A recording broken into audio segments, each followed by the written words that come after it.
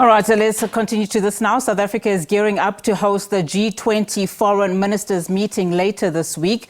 Pretoria has been clear that its G20 presidency is a valuable opportunity to place the needs of Africa and the rest of the global south more firmly on the international development agenda. The two-day meeting will focus on a number of issues in the run-up to the main G20 Leaders Summit that will be held in Johannesburg later this year.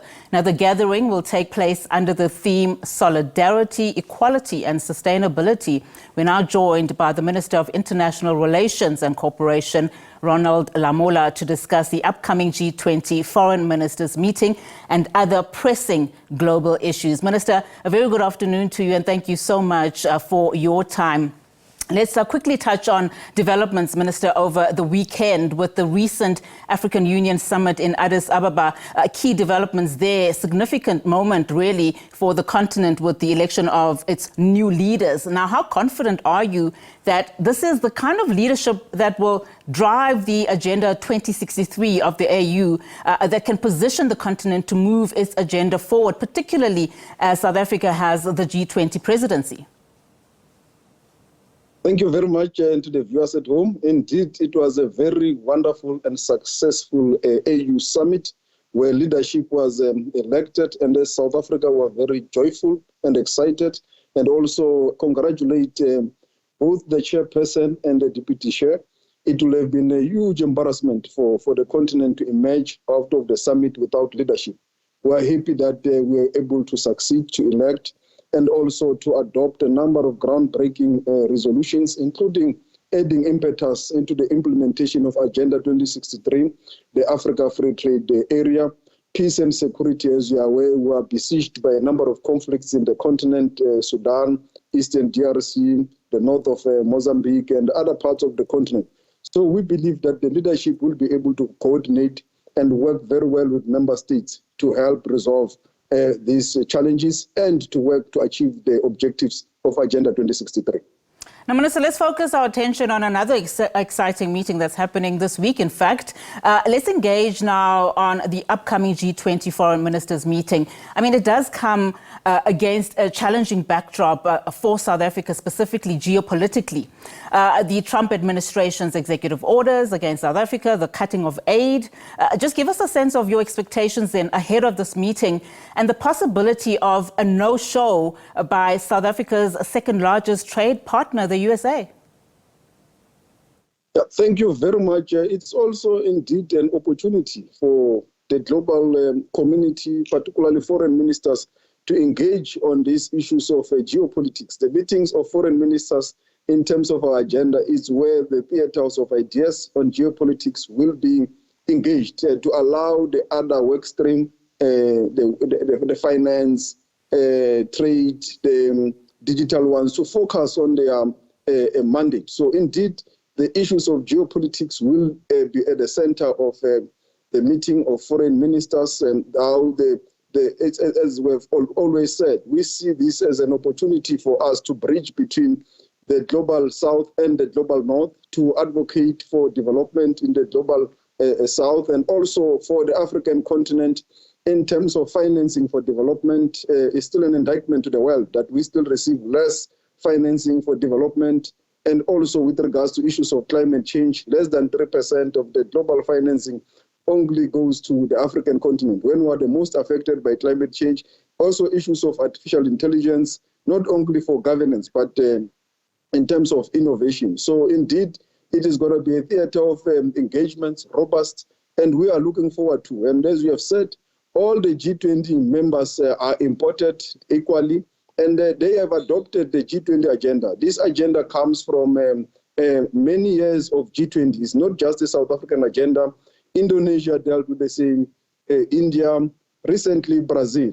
We are just carrying on from that momentum. And as I've said, the agenda was adopted by all the shepherds.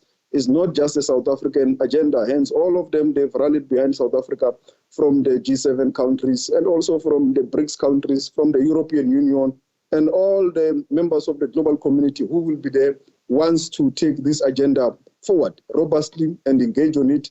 And With regards to the USA, obviously it's a bilateral issue which will continue to pursue, but they will be represented. It's not like they're boycotting all the meetings. They will be represented. It's just that it will be at a lower level or at a shaper level, not yet confirmed on our side. But we are aware that also at the finance ministers meeting next week, they will definitely participate at the appropriate level. So they will still be participating in some of the meetings, and we welcome all participants equally to participate in our meetings.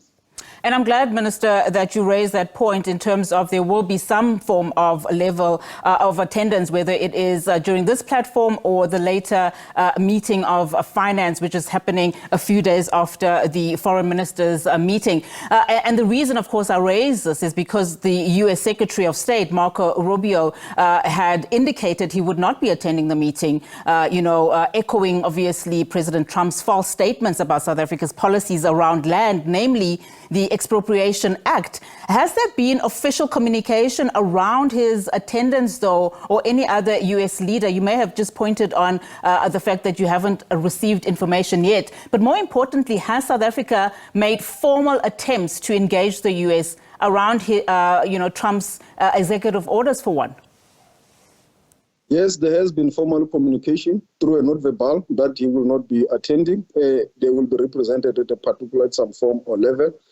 But there's also been a note verbal confirming attendance for the finance track, which we see as good because they will be participating, they will be available.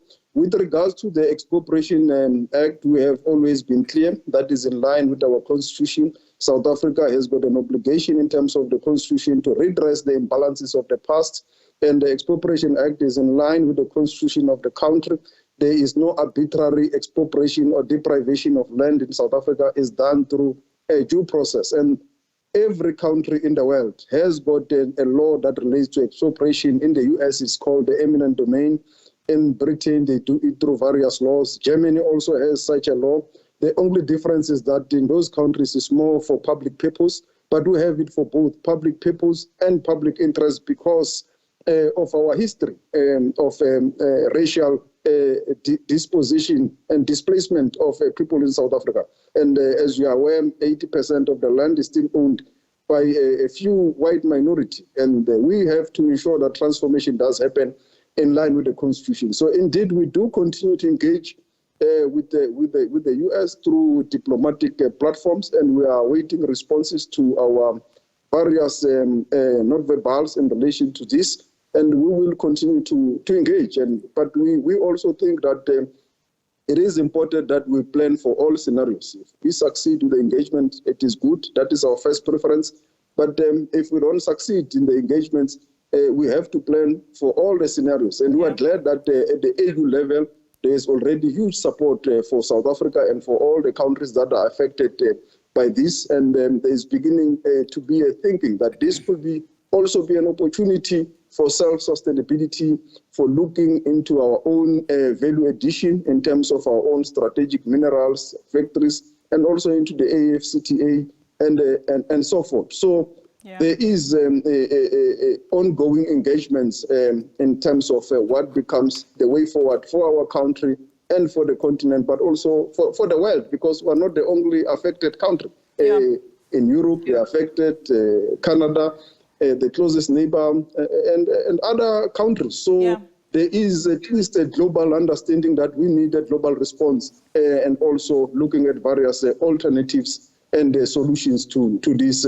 emerging challenge for the world. Absolutely, Minister. And I was going to ask you in terms of the opportunity here for self-introspection in terms of what African countries can do, find African solutions. But how concerned are you that the tensions between South Africa and the US could move from a freezing aid that we are seeing now to freezing trade, or at the very least make it very difficult and less profitable for South Africa going forward? I mean, there is also that real concern that South Africa will lose AGOA. There's also the criticism, Minister, as much as the sovereignty of South Africa is very much respected, is that there's not enough effort in terms of these relations that is made by South Africa. Yeah, indeed, we are very concerned about this issue. Hence, we continue to engage Washington to find an amicable solution. And that for us is the first preference. But we also have to be realistic that in case the first preference does not happen, we have to plan for all the scenarios. And the reality is that in those scenarios, there could also be opportunities for African continent self-sustainability, and the AfCFTA becomes a key platform that can drive that, but also the other members of the G7 also playing a role, the European Union, China. So all those are conversations that will be ongoing within ourselves. And when we are ready, we'll be able to say, after all the engagements, this is now the direction, and this is how we're going to mitigate this situation in case we reach that situation of the worst case scenario. But if we don't reach it, so be it. We remain open. We see our relationship with the US as mutually beneficial, and we want to continue with good mutual bilateral trade and all the other political engagements that we have had with Washington. And of course, Minister, as you talk about those countries that have come out in support of South Africa, and South Africa looking at other avenues to engage the US, have any of the BRICS nations responded formally to Trump's executive order on South Africa? I mean, we are seeing Russian President Vladimir Putin engaging Trump on other meetings. Another meeting is reportedly scheduled between the two countries in Saudi Arabia, another BRICS partner, around the Ukraine-Russia war. But have there been official, recognition and also just endorsement by BRICS? Yes, in others, but as you are aware, we will be hosting the G20. Some of those countries will be here in South Africa. We will use this opportunity to further engage with them on the various issues of geopolitics, at the bilateral level, issues of mutual beneficiation in terms of trade and so forth. So this week will also be very crucial in terms of that aspect. But I have received calls from our counterparts in regards to this pledging solidarity, but not only from BRICS countries, also from some of the G7 countries. As I've said, I had a discussion with my counterpart in Canada, and there are others that are supposed to happen with France. We will further continue during the G20 meeting with those bilaterals to take these matters forward. And just officially, again, as you are continuing to get reaction and support from other, entities and countries, let's perhaps talk a little bit about the EU. We're seeing also those relations that are strained with Trump, particularly on this Ukraine-Russia matter. But what is the official stand and position from South Africa?